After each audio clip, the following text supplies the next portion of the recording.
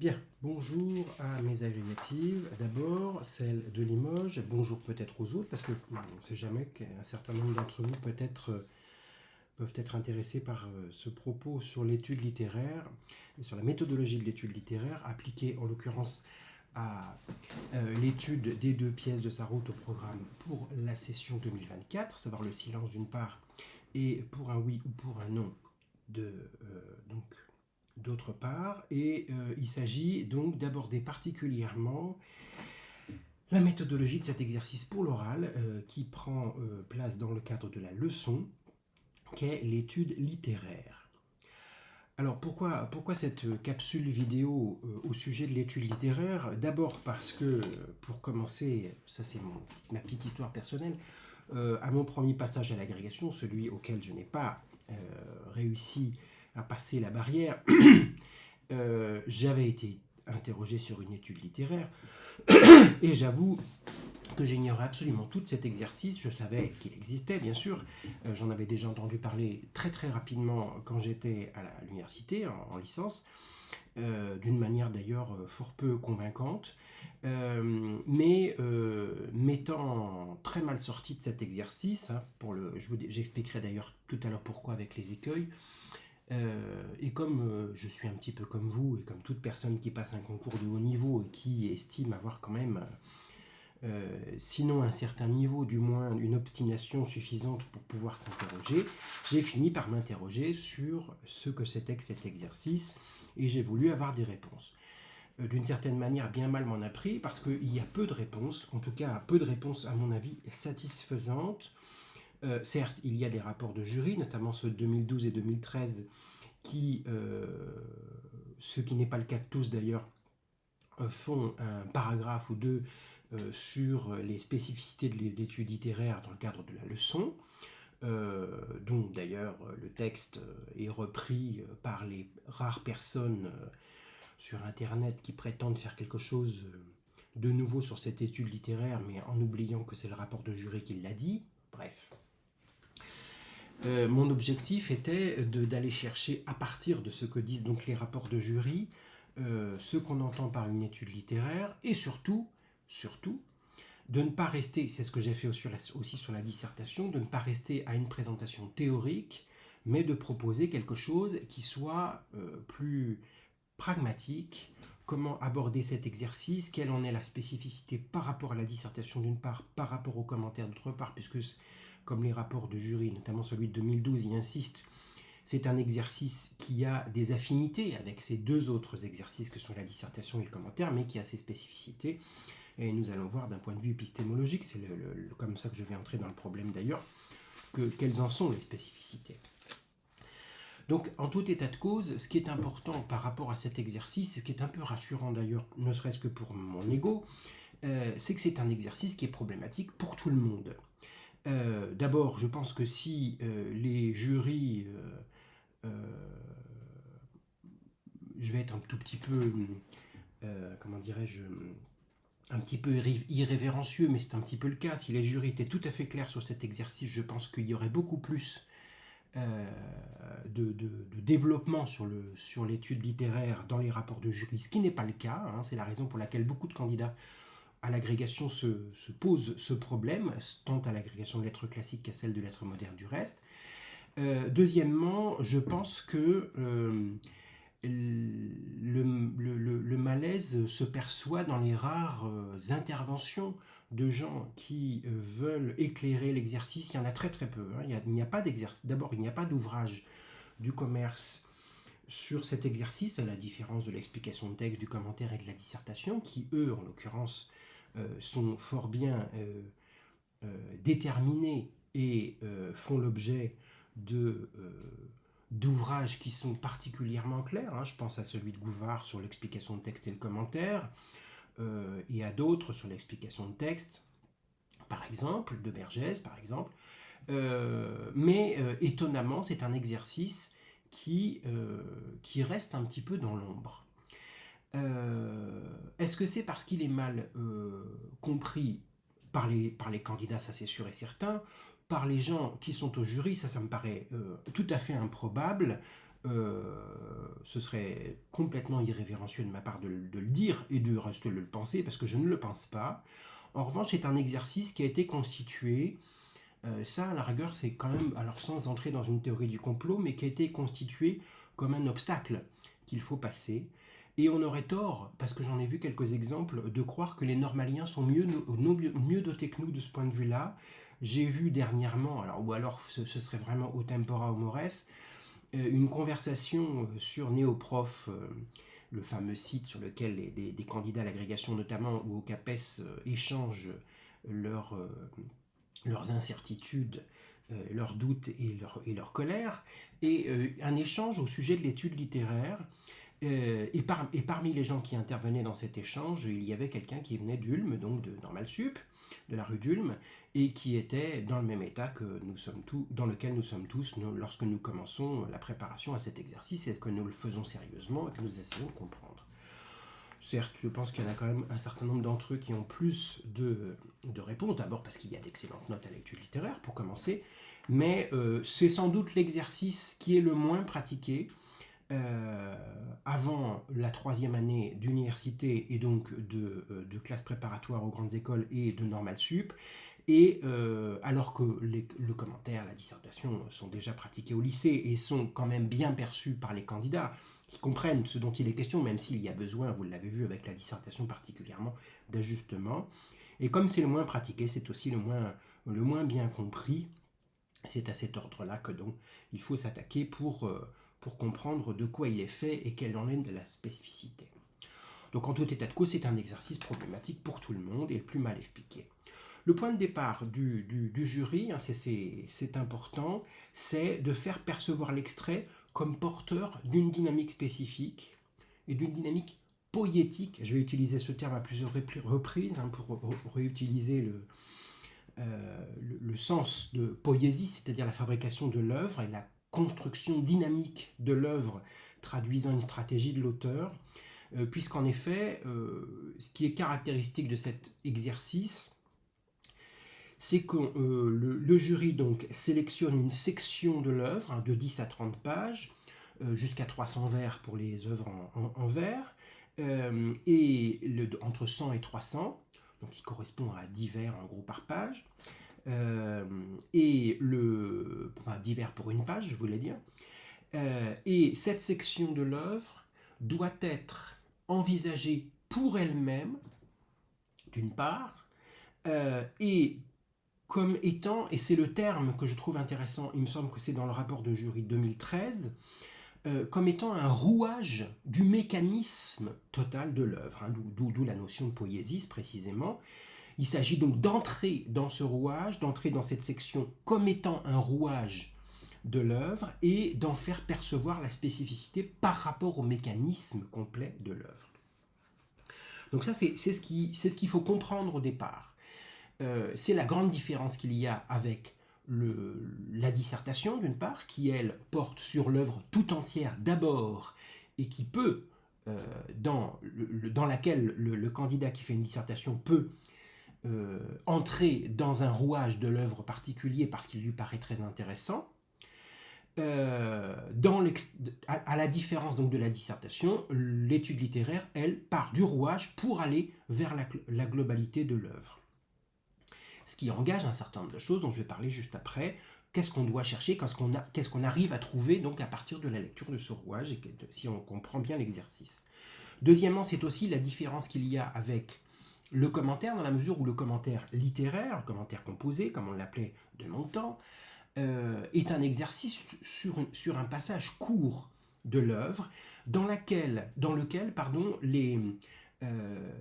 les caractéristiques macrostructurelles sont beaucoup moins évidentes. Je pense par exemple, dans un roman, lorsqu'on fait un commentaire littéraire, on peut commenter le rythme du récit, c'est-à-dire l'art du récit, autrement dit, mais on peut le commenter beaucoup moins que si on le fait d'une façon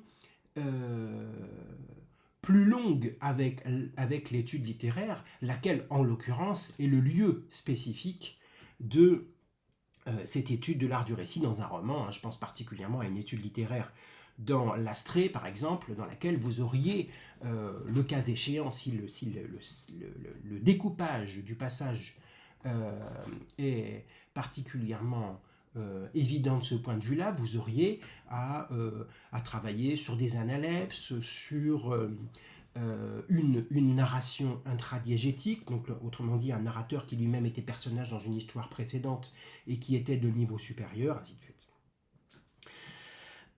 Donc voilà, il faut percevoir d'abord l'exercice à partir de ça. Ça n'est pas une dissertation et ça n'est pas un commentaire sur une longue portion dans lequel on entrerait dans le style et dont ce serait l'objectif principal. Alors que l'objectif du commentaire est d'abord et avant tout de rentrer dans la spécificité stylistique, rhétorique d'un passage, de manière à éclairer effectivement le reste de l'œuvre, mais on ne peut pas l'éclairer de la même manière qu'avec l'étude littéraire. À partir du moment où on perçoit l'extrait comme porteur de cette dynamique poétique, donc de ce rouage, ça permet et ça oblige surtout, parce que c'est ce que disent les rapports de jury, et de ce point de vue-là, ils sont très très clairs, hein, et c'est effectivement dans les exercices que j'ai vus, dans un des ouvrages que j'ai consulté pour préparer donc, cette vidéo, cette manière orale, il y a deux éléments qui sont évoqués. D'une part, il s'agit d'être attentif d'abord à la spécificité du passage lui-même, tel qu'il a été découpé et tel qu'il fonctionne dans le cadre d'une syntagmatique de l'œuvre, hein, que ce soit narratif, argumentatif, poétique, théâtral, en l'occurrence, il n'en reste pas moins qu'on est dans une section de l'œuvre et qu'il faut comprendre comment cette section fonctionne par elle-même, son architecture interne donc. Deuxièmement, il s'agit de percevoir ce passage comme un rouage essentiel à l'œuvre elle-même. Autrement dit, il s'agit cette fois-ci de comprendre la place de ce rouage à l'intérieur du mécanisme complet de l'œuvre, puisqu'évidemment, ça lui donne une importance considérable. Et comme c'est une section relativement longue, le rouage, ou les rouages, parce qu'on peut être entre deux éléments différents, sont d'autant plus perceptibles que c'est une section qui est allongée par rapport à un commentaire. Donc les deux éléments dont il faut partir, c'est ça. Et c'est l'objectif en fait de l'étude littéraire. C'est comme ça qu'on va trouver une problématique. Il s'agit à la fois de comprendre le mécanisme par lui-même et son fonctionnement à l'intérieur de l'œuvre. Et c'est là qu'on peut voir une tension entre la façon dont le mécanisme fonctionne. Je vais prendre un exemple très très rapide dans les pièces de Sarraute. Dans le silence, comme dans Pour un oui ou pour un non, mais dans le silence particulièrement, il y a des moments où le silence de Jean-Pierre déclenche chez H1 une réaction euphorique. Il a l'impression que le silence de Jean-Pierre en dit long et qu'il peut devenir un complice intellectuel, hein, c'est l'un des éléments essentiels de cette pièce, de Jean-Pierre. Et on peut avoir en effet une section de l'œuvre, encore que ce serait plutôt dans un commentaire que dans une étude littéraire. Dans un commentaire, on peut très clairement choisir un passage dans lequel on a l'impression que Jean-Pierre est totalement euphorique. Mais dans une étude littéraire, en revanche, on va voir alterner très rapidement, ce fameux courant alternatif entre l'euphorique et le dysphorique, des états d'esprit qui supposent qu'en réalité, le silence de Jean-Pierre reste un mystère, entre autres pour H1 qui essaye d'entrer dans le système de Jean-Pierre et de lui faire parler son silence, ce qu'il ne parvient pas exactement à faire, même si à la fin il y a une réponse. Et donc on va être amené à la fois à percevoir une alternance entre euphorie et dysphorie dans la section en études littéraires et à comprendre comment cette alternance parle dans la pièce tout entière, compte tenu du fait qu'on passe du début à la fin à une dynamique qui, elle, est faite d'un retour du même système et qui donne l'impression qu'on refait systématiquement les mêmes choses, mais en réalité, il y a une progression véritable, ainsi de suite. Donc voilà ce que vous permet de comprendre cet exercice de l'étude littéraire. Autrement dit, la première chose à faire dans la première partie, c'est obligatoire, voire parfois on peut construire l'étude littéraire à partir de cette dynamique du passage tout entier, c'est-à-dire la macrostructure devient la problématique même de l'ouvrage, ce qui est possible d'ailleurs dans le silence, comme pour un oui ou pour un non, mais c'est particulièrement possible dans le silence. Il s'agit d'étudier donc la structure dans un premier temps, d'être attentif à la façon dont la poétique du passage long, sur lequel porte l'étude littéraire, construit un type de lecture pour le lecteur. À ce sujet d'ailleurs, il y a une chose que je n'ai pas vu beaucoup dans les rapports de jury, qui sont d'ailleurs extrêmement lacunaires, et dans le reste, parce qu'il y en a très très peu, c'est la notion de réception. Je trouve que l'étude littéraire amène particulièrement à s'interroger à la théorie de la réception. On sait que cette théorie de la réception est particulièrement riche de nouveaux enseignements depuis une dizaine à une quinzaine d'années, et de comprendre comment le système syntagmatique de l'œuvre impose un type de lecture au lecteur. Là, je renvoie à certains éléments de ce que dit Raphaël Baroni, par exemple, dans l'œuvre du temps, et dans d'autres, mais aussi à ce que dit Rabatel, par exemple, sur la construction du point de vue, et évidemment à l'ouvrage d'Umberto Eco aussi, dans Lector in Fabula. En tout état de cause, nous avons ici un exercice qui donne l'occasion de s'emparer du fonctionnement syntagmatique d'une œuvre, de manière à comprendre comment le lecteur est amené à penser quelque chose, parfois à entrer en conflit avec le personnage, ce qui est particulièrement le cas pour l'abbé Prévost, par exemple, parce que vous avez l'abbé Prévost au programme, on voit bien qu'il y a des dissensions très rapides entre ce que dit le personnage et ce qu'entend le lecteur, et ce comprend le lecteur, ces notions de supériorité ou au contraire d'infériorité, ce que Rabatel appelle la coénonciation ou la sous-énonciation par rapport à la construction d'un texte narratif. On peut aussi le voir du point de vue de la structure. Donc voilà ce que je voulais d'abord présenter dans un premier temps, l'exercice, son intérêt, sa logique. Ça ne rend pas les choses plus faciles pour l'instant, mais enfin, si j'avais su ça avant de faire l'exercice, peut-être que ça m'aurait quand même vachement orienté. Parce que l'une des premières erreurs, et c'est celle que j'ai faite, c'est celle qui consiste à transformer l'étude littéraire en un long commentaire. Et donc à faire une analyse très précise de la section, ce qui est extrêmement long, extrêmement énergivore et chronophage, très précise de la section, de manière à tout faire apparaître dans la première partie, comme s'il y avait une espèce de bouquet final dès le début. C'est d'ailleurs ce que note le rapport de 2013, c'est une des erreurs les plus fréquentes, on s'enlise littéralement dans une première partie extrêmement pléthorique, et cette cornucopia fait qu'on n'arrive pas à proposer quelque chose qui serait une dialectique ou une tension. Le deuxième écueil, c'est celui dans lequel je n'étais pas tombé, mais qui est fréquent et que j'aurais d'ailleurs très très bien pu utiliser, c'est celui qui consiste à transformer cette étude littéraire en une dissertation ou en une leçon, dans le sens où on plaque à la place de l'étude spécifique du rouage en question, de la poétique du passage, on plaque quelque chose qui vaut pour l'œuvre tout entière, comme si ce passage n'avait aucune spécificité.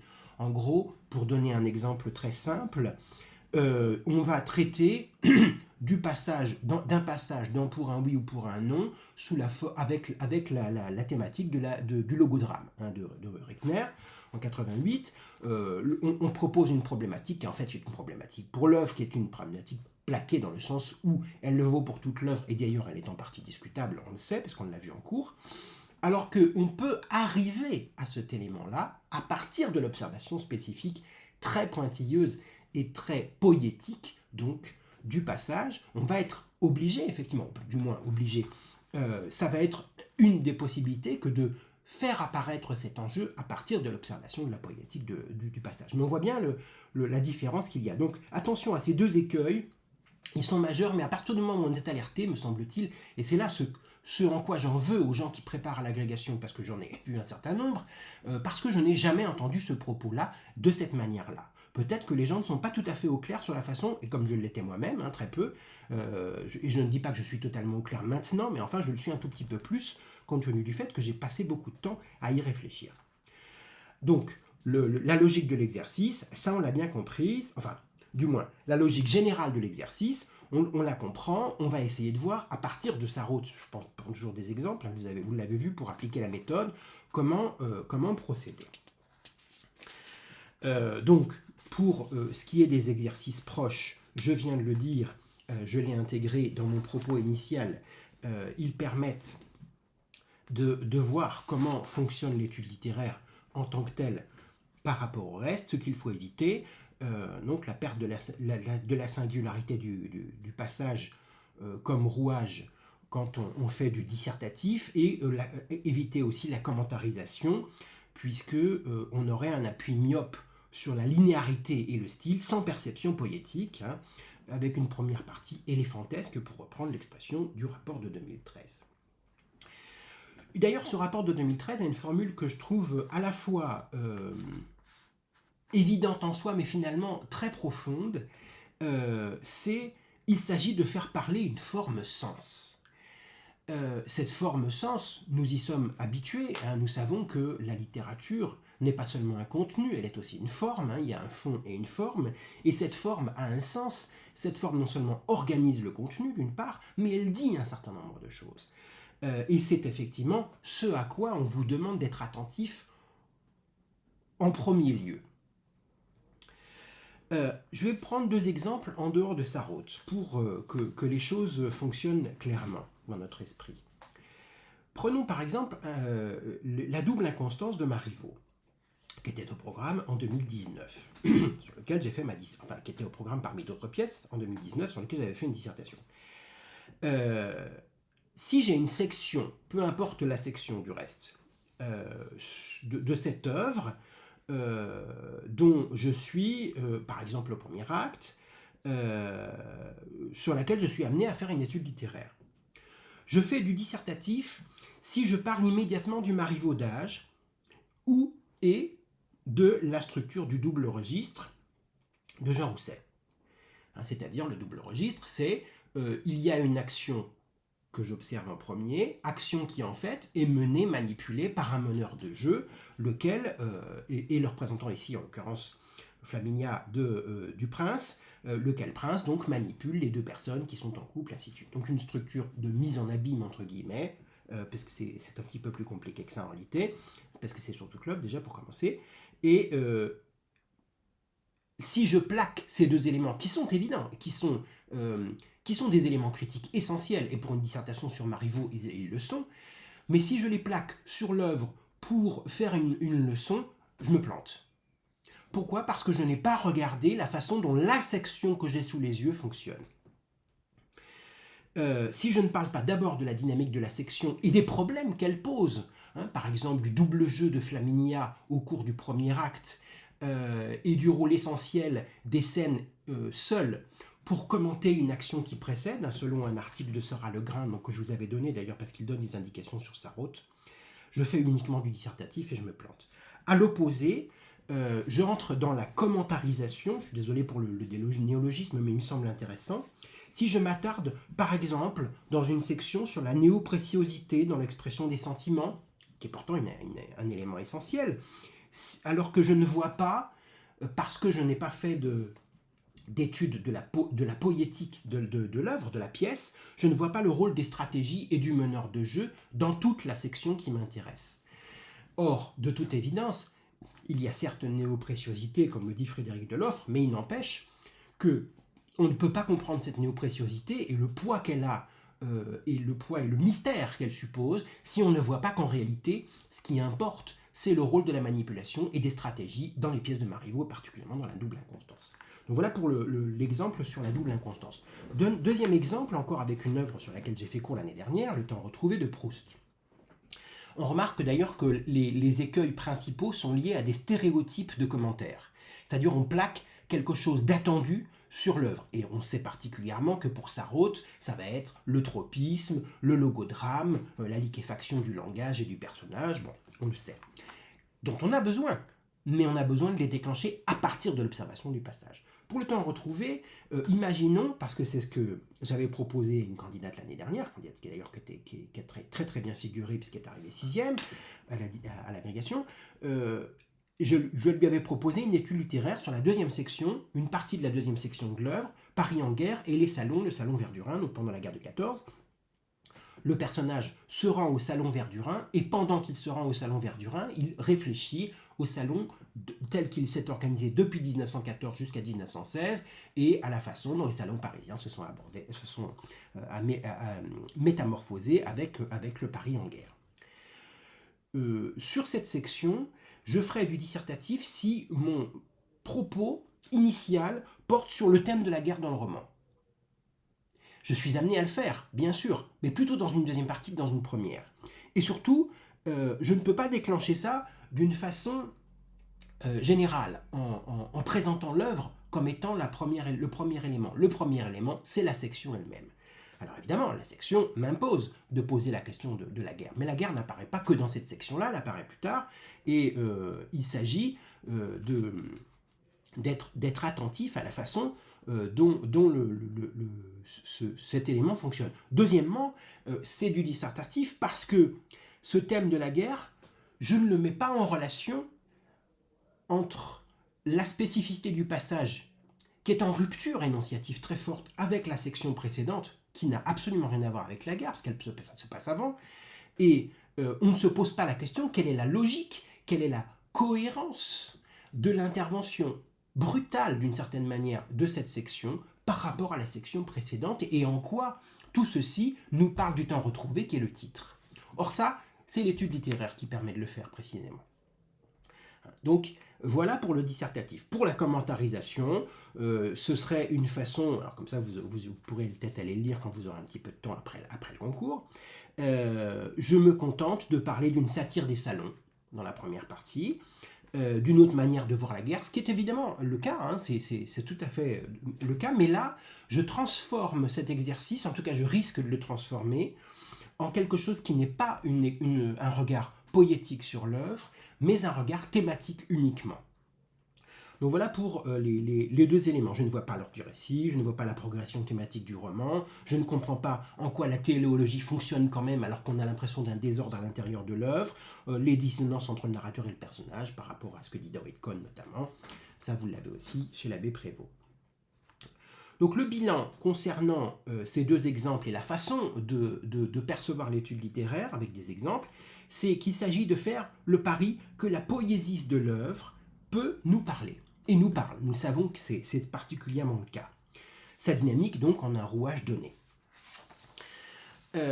Alors, un début de méthode, parce qu'il faut quand même proposer un certain nombre de choses plus précises que ce que je viens de faire. Appliqué à Sarraute.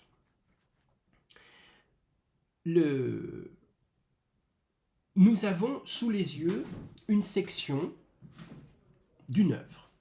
Imaginons par exemple, dans le silence, que je commence au début de la pièce jusque à la page 35 par exemple.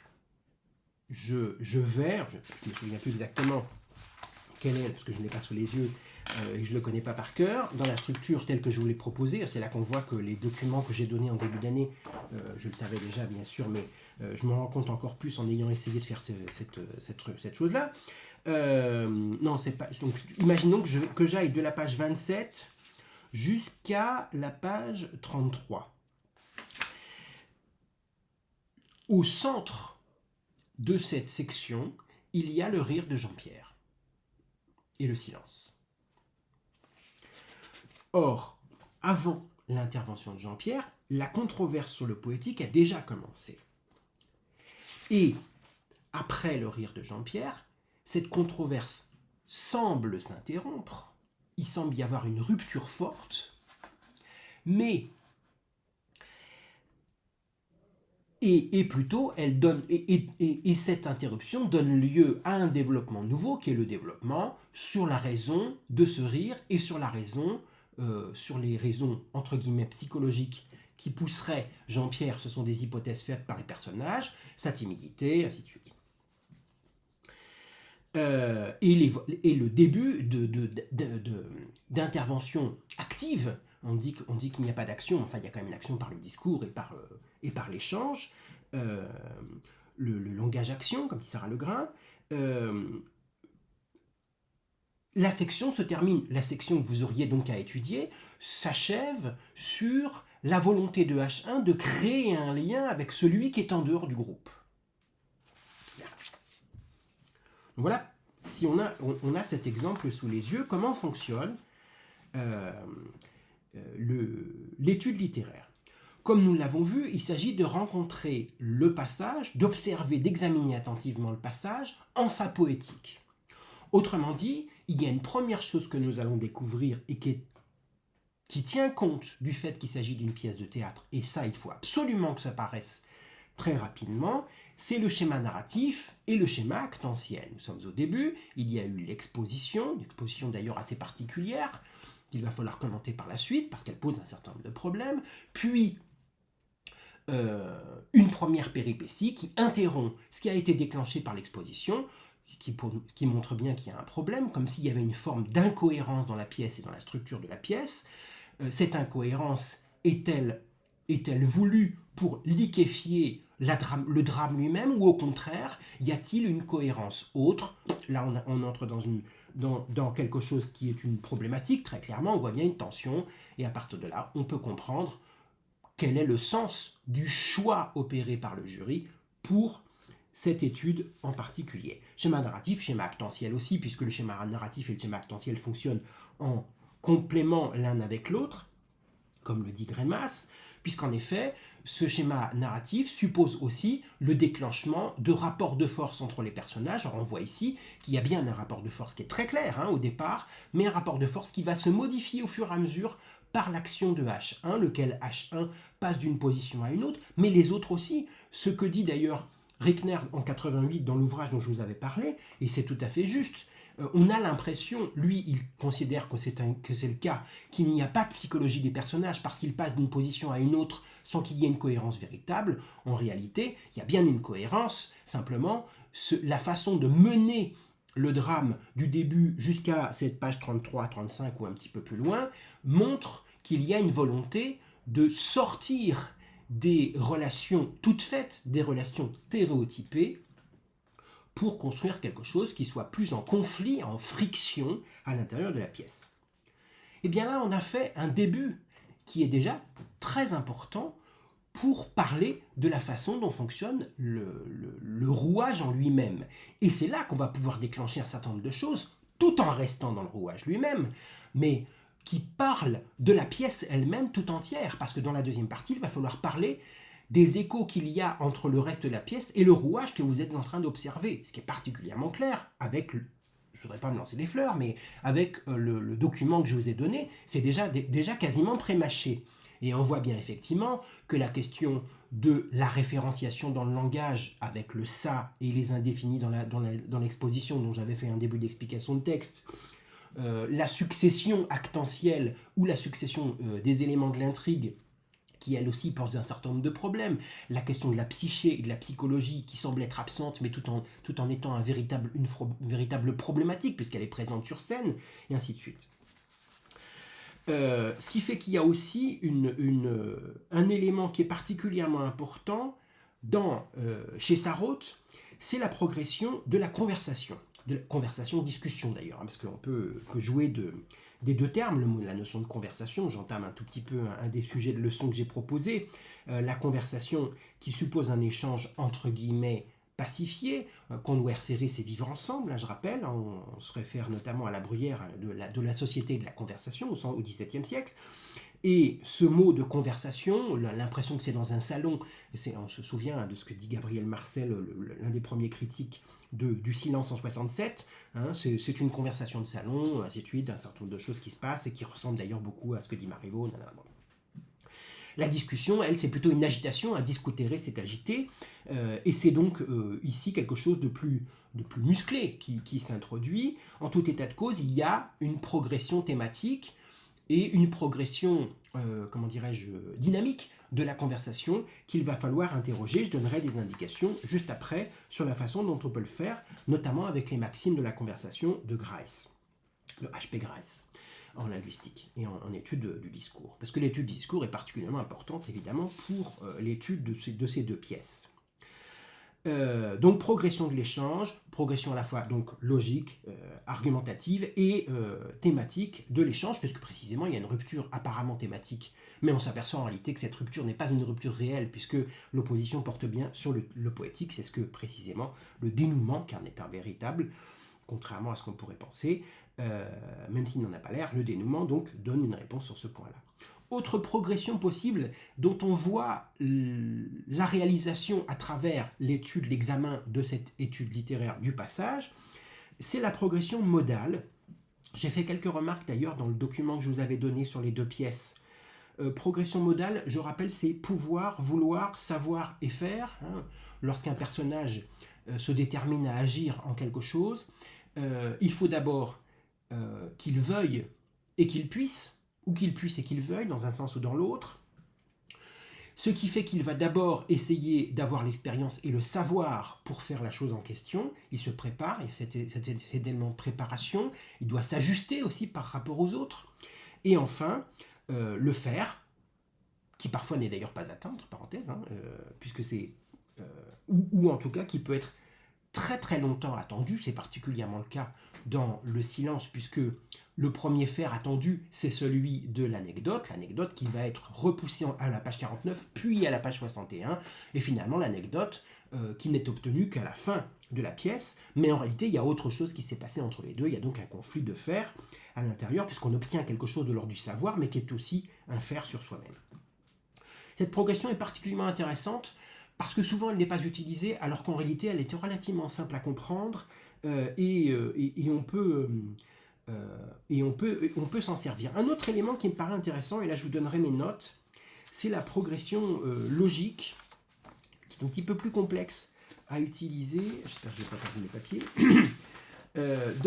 Dans les notes que j'ai prises, j'avais rappelé quelles sont les modalités logiques, ça c'est de la sémiotique encore.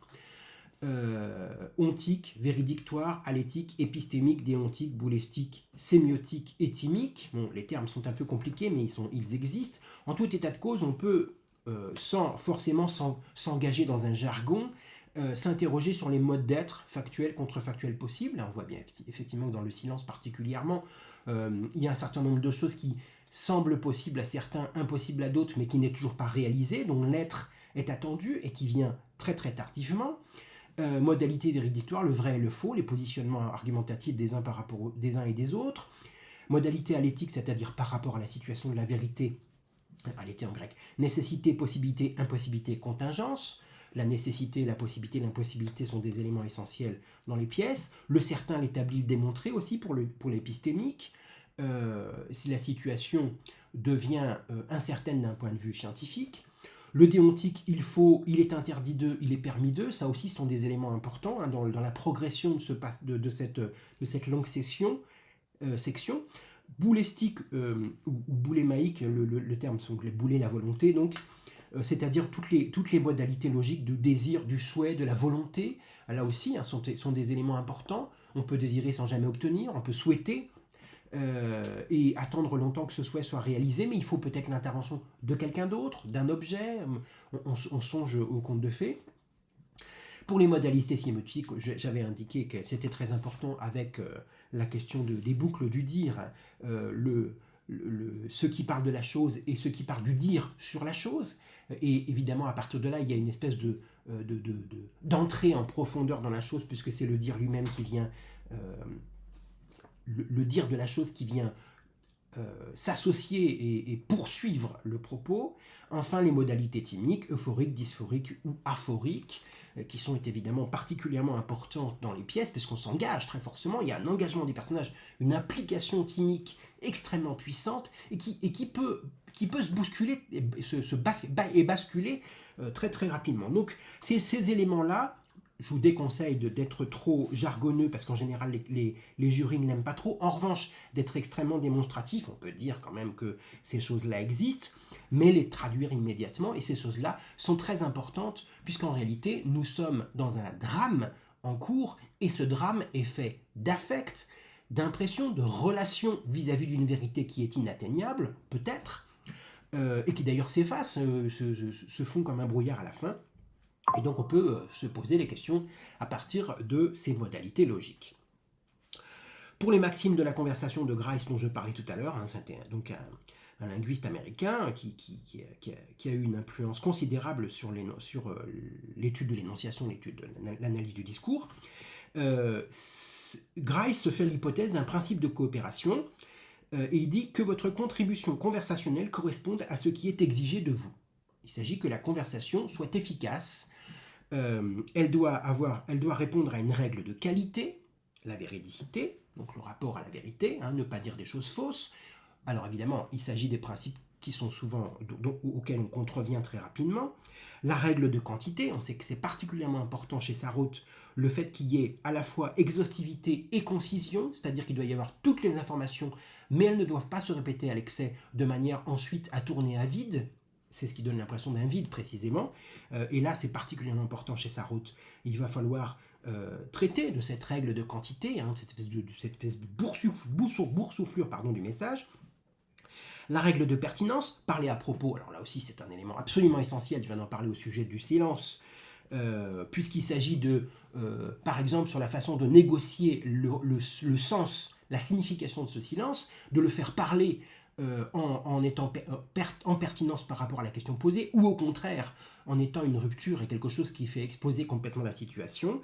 Là aussi, ça peut être très très utile pour l'étude littéraire. Enfin, la règle de modalité, il s'agit que les modalités qu'on utilise pour parler et pour engager la conversation et pour la poursuivre, soit efficace, être clair, bref, méthodique. Donc ces trois éléments, règle de qualité, règle de quantité, règle de pertinence et règle de modalité, sont très intéressants pour ces deux pièces parce que ce sont des discussions, des conversations, et que Sarraute, dans Conversation et sous-conversation, insiste sur le fait qu'il y a des éléments qui disparaissent et qui réapparaissent par le biais des tropismes. C'est là qu'on va devoir s'interroger sur la règle de quantité et peut-être aussi sur la règle de pertinence, et peut-être en même temps sur la règle de qualité du reste.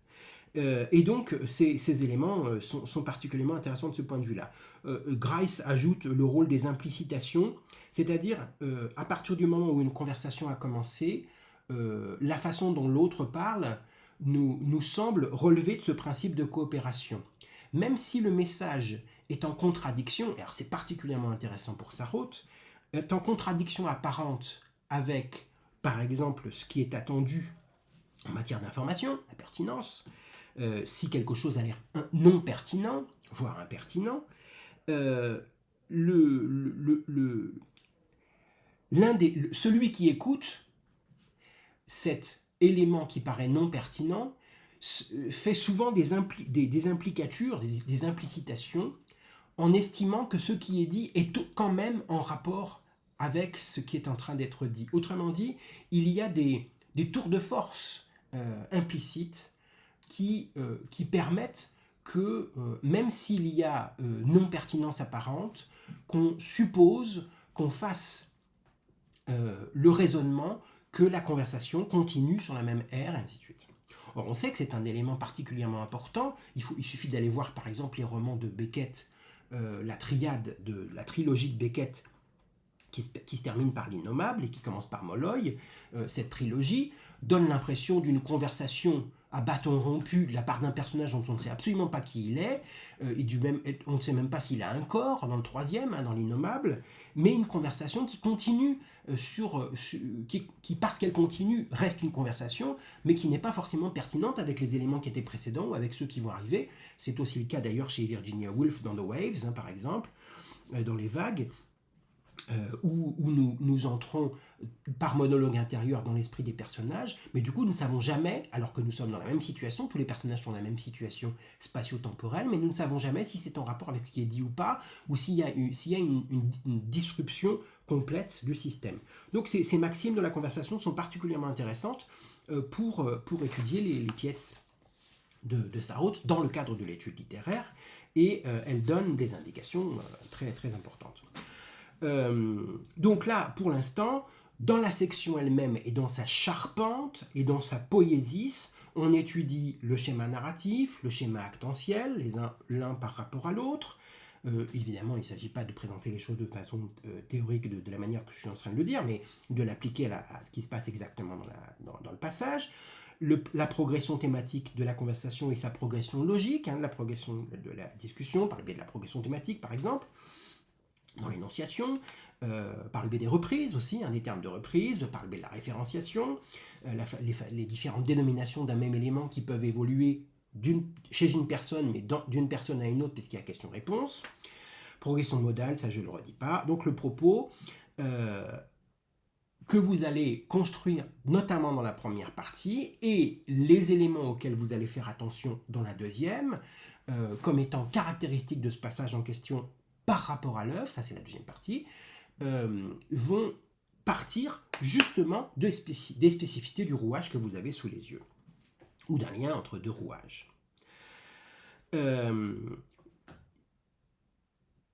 Ça, ce que je viens de dire là, ce sont les éléments du passage lui-même au sein de l'économie de l'œuvre. Par exemple, schéma narratif, on est à un des moments du schéma narratif. Pour la progression de la conversation, on est à un des moments d'une conversation qui, elle, a un début, une fin, une téléologie même, une organisation, une intention qui va vers la fin. De même la progression modale, puisque même si on n'est que dans le vouloir, on sait qu'il y a eu un pouvoir avant, un savoir après, un faire à la fin, ainsi de suite. Donc là, ce sont des éléments qui permettent de faire travailler le passage par rapport à l'œuvre. Pour ceux qui permettent d'être plus attentifs à l'architecture interne du passage, il y en a qui sont évidemment en redite par rapport à ce que je viens de dire, on peut avoir une section de l'intrigue, une section de la discussion, et il faut traiter les éléments de cette manière-là. Et là, évidemment, vous avez des éléments essentiels dans les documents que je vous ai donnés pour comprendre ce qui se passe avant, ce qui se passe après, et surtout, dans le passage lui-même, je veux dire, la première étape, la deuxième étape, la troisième étape, ainsi de suite, ça vous pouvez le voir très finement, puisque précisément ça a déjà été fait en grande partie, même si vous regardez le texte par vous-même le jour de la préparation pour l'étude littéraire. Nous avons un thème de départ, un thème d'arrivée, quelle dynamique entre les deux, est-ce qu'il y a des ruptures, est-ce qu'il y a un contrepoint, c'est possible, est-ce qu'il y a deux éléments de conversation qui se superposent et parfois s'entrelacent avec une topicalisation, c'est-à-dire un élément particulièrement important par rapport à l'autre qui est secondaire, qui fait jouer la dynamique de cette conversation. Est-ce qu'il y a un élément auquel il faut être particulièrement attentif chez Sarraute, et dans le théâtre d'ailleurs en général, ce sont les personnages, c'est-à-dire les personnages en tant qu'ils sont constitués par le schéma narratif et le schéma actentiel dans la pièce. On sait qu'au théâtre, pour reprendre ce que dit Barthes, le personnage, c'est d'abord et avant tout un propos, une action aussi, mais c'est d'abord et avant tout un propos, une diégèse donc, et cette diégèse, il faut la suivre. Quels sont les propos de chacun ? Quelles sont les actions de chacun? Est-ce qu'il y a progression de l'un à l'autre? On voit bien avec H1 combien c'est important. Est-ce qu'au contraire, on a l'impression d'une espèce de brouillard autour de certains personnages? C'est particulièrement le cas chez les autres personnages que H1 dans le silence. En revanche, pour un oui ou pour un non, si vous êtes plutôt interrogé sur celle-ci, là, en l'occurrence, et Eric Nair l'avait noté, il y a une différence assez nette, c'est qu'il y a moins liquéfaction, puisque y compris les deux voisins qui font leur intercession au sein de l'œuvre, et c'est une étude littéraire qui est tout à fait possible, ces deux voisins, donc, sont caractérisés, à minima certes, mais sont caractérisés quand même par leurs propos. C'est particulièrement clair. Ils sont en cohésion l'un avec l'autre, mais l'homme et la femme interviennent successivement, et on voit bien qu'ils sont perceptibles par le lecteur de manière assez évidente. Est-ce qu'au contraire, autour de la notion de personnage, il y a des effets de groupe? On sait que c'est le cas, et de mise à l'écart, ça c'est particulièrement important dans les deux pièces, il va falloir s'y attarder, ce qui va vous permettre, dans une troisième partie par exemple, de vous interroger sur la notion même de personnage dans le nouveau roman et dans le nouveau théâtre, et sur l'idée qu'une psychologie existerait ou non. Est-ce qu'il y a des habillages du personnage, pour reprendre ce que dit Abirached, ou au contraire, est-ce qu'on a une nouvelle façon de le percevoir, nouvelle façon qu'on trouve aussi chez Virginia Woolf et chez Beckett par exemple, j'ai donné ces exemples-là. On peut éclairer, là dans la troisième partie, on peut éclairer à partir d'autres œuvres, du contexte ou de l'auteur lui-même, pour éclairer le passage en question. Je reconnais particulièrement des choses de l'ordre de ce que dit Robert Abirached au sujet du déshabillage du personnage, alors que Reckner lui-même dit qu'il y a perte du personnage, dissolution complète du personnage. De toute évidence, le passage que nous avons sous les yeux confirme ces éléments, comme nous l'avons vu à ces épisodes-là très localisés dans le passage. Et là, vous allez pouvoir donc construire quelque chose qui est une réflexion sur l'œuvre et sur sa portée, et sur la façon dont le lecteur ou le spectateur la reçoit, à partir du rouage particulièrement. Enfin, évidemment, j'en avais parlé tout à l'heure, mais il faut regarder dans le passage lui-même le discours et sa dynamique. J'ai parlé des maximes de la conversation juste avant, donc je ne y reviens pas. Mais surtout, il y a un élément qui me paraît très important pour Sarraute, c'est la dimension sociale du discours, et linguistique du reste, parce qu'il y a aussi la question des boucles du dire et de l'autonomie. En effet, très fréquemment, on voit, et Rickner l'avait dit le premier, une négation du caractère social des situations proposées. Comme si le théâtre de Nathalie Sarraute était par essence asocial. Or, qu'il y ait une perte de cohérence, dans le silence c'est particulièrement clair, mais quand même, c'est différent de dire qu'il y a une dynamique qui va vers la perte de cohérence, une espèce d'asymptote, et de dire que c'est un théâtre qui n'est pas social. Parce que de toute évidence, dans le silence, il y a bien une conversation entre personnes qui se connaissent et qui ont déjà commencé une conversation auparavant et qui sont intéressées à la poésie et qui sont autour d'une anecdote qui les a, pour la plupart d'entre eux, émerveillés, alors que l'autre, celui qui en parle, éprouve une gêne à le dire. On a bien ici une dynamique caractéristique des échanges sociaux en matière de littérature, telle qu'elle a été dénoncée par le nouveau roman, et notamment par Nathalie Sarraute dans les romans précédents. De même, cette dimension sociale, même si les personnages ne sont pas typés socialement au sens propre du terme, il y a quand même bien quelque chose de l'ordre d'une opposition qui se construit, opposition très forte, polémique, autour de la question de la poésie et du lyrisme, par exemple. Or, ces éléments-là, on peut les envisager par le biais de la conversation dans un domaine social, c'est-à-dire de comprendre que le discours permet des positionnements dans et par le discours, donc dimension argumentative, et que le discours, par ailleurs, cette dimension sociale n'est pas étrangère à la rhétorique, hein, selon une version plutôt aristotélicienne.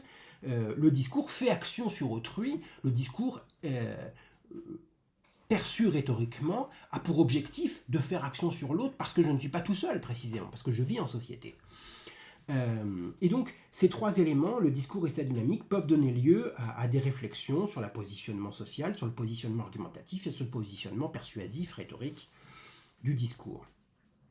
On peut donc surtout, et on doit s'interroger sur la cohérence de la section, cohérence ou non d'ailleurs, hein, ou rupture de cohérence, la récurrence du même personnage, la récurrence des mêmes énoncés, ou du moins une permanence dans les énoncés d'un positionnement de chacun, ce que les sémioticiens et Fontani appellent la stabilité du fond,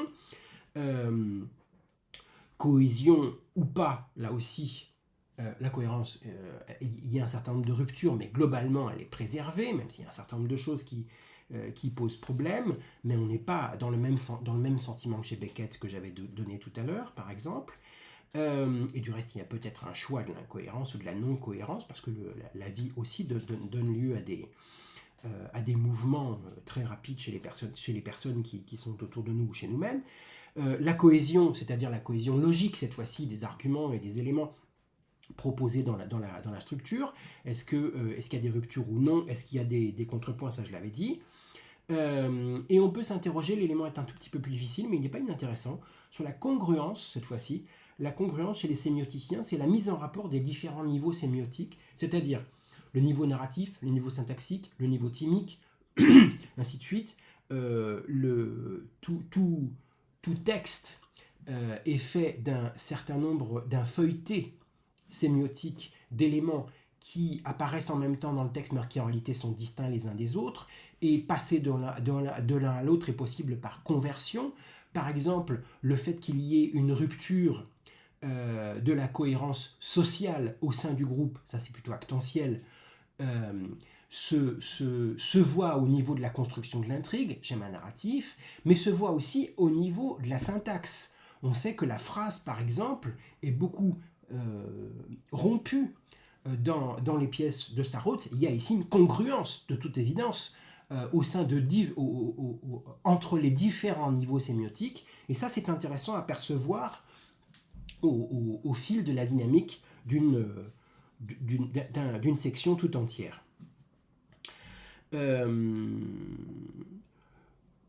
Pour ce qui est d'ailleurs de cette cohérence et de la lecture du passage, il ne faut pas oublier un élément d'ailleurs sur lequel les rapports de jury, je terminerai là-dessus, insistent beaucoup.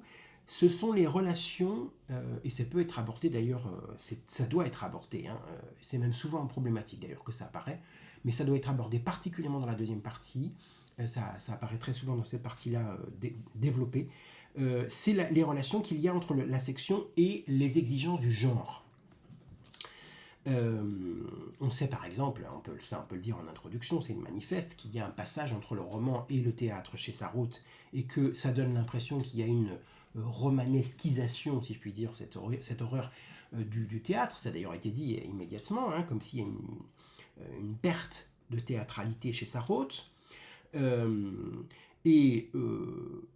qu'il y a, dans ce rapport-là, est-ce qu'on est dans une rupture par rapport à la tradition théâtrale? De toute évidence, oui. Et est-ce que cette rupture fait se déliter complètement l'objet théâtre? Là, c'est tout à fait discutable, mais en tout état de cause, à partir du moment où il y a des choix de la part de l'auteur, comme il y a des choix chez Virginia Woolf en matière de narration et de narrativité ou chez Beckett, ces choix sont efficients et sont efficaces pour relancer la question du roman, la question du narratif ou la question de la conversation au sein du théâtre. Et d'ailleurs, une référence dans cette troisième partie sur la question du théâtre à partir de Marivaux pour aller vers Sarraute serait particulièrement intéressante parce qu'on s'apercevrait, comme le disait effectivement Gabriel Marcel en 67, j'avais donné cette indication mais je vous la redonnerai, qu'il y a quelque chose qui est en fait une poursuite et que ce que dit Sarraute, ça n'est pas une création pure. Ce que fait Sarraute dans son roman, ça n'est pas une création pure, très clairement, même si elle pousse les choses beaucoup plus. Mais il n'empêche qu'il y avait quelque chose de cet ordre-là. Déjà chez Marivaux, effectivement, il a tout à fait raison. De même, on peut s'interroger donc sur la dramaturgie, ça je viens de le dire, sur le langage action, tel qu'il apparaît dans le passage en particulier. Il apparaîtra vraisemblablement, hein, il y aura beaucoup plus d'action dans le langage qu'autrement, mais aussi sur la tonalité de la pièce. On sait que ça avait déjà été abordé par Ionesco dans Notes et contre-notes, j'en avais parlé en cours, Ionesco qui fait une définition du théâtre à partir de l'hybridation du comique et du tragique, hein, en gros que si la pièce durait 5 minutes de plus, si le baisser de rideau s'arrêtait 5 minutes plus tard, ça deviendrait une tragédie, bref.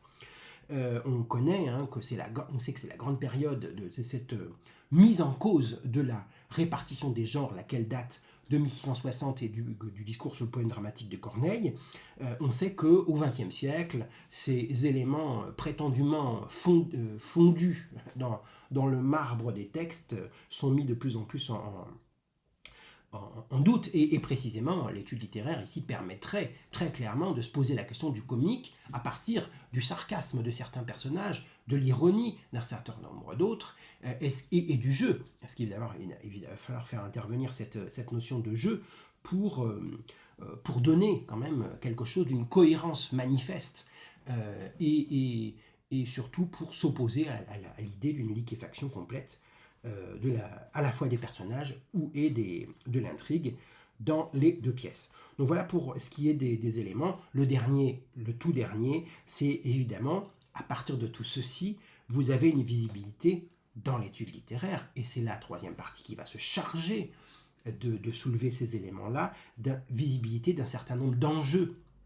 que nous connaissons déjà, mais que nous avons évité de plaquer, la notion de logodrame, la nouvelle psychologie, l'ère du soupçon, le psychodrame, le jeu et la thérapeutique, avec les textes d'Antonin Artaud proposés dans Faillite du langage en 2000 par Reckner, dans une étude qui est discutable mais néanmoins intéressante. De même, nouveau roman, nouveau théâtre, là encore, nous avons un certain nombre de choses qui sont intéressantes et qui vont pouvoir être soulevées à partir de l'observation. Je crois il me semble que maintenant, en faisant cet oral, je le ressens d'autant plus, j'arrive quasiment à l'heure, il me semble que j'ai réussi à comprendre la logique de cet exercice. Ça nécessitait quand même bien 1 heure parce que c'est quand même relativement complexe. Je ne vais pas taper ce que j'ai écrit parce que j'ai la flemme, parce que c'est très long, et parce que c'est écrit suffisamment correctement, me semble-t-il. Je vous l'enverrai comme ça. Et puis j'essaierai de le mettre en scan associé à la vidéo pour tous ceux qui se grefferaient à notre groupe. Je vous souhaite un bon courage pour votre travail et puis une bonne suite. Et puis j'attends avec impatience vos oraux et les résultats bien sûr de l'écrit. Voilà, merci.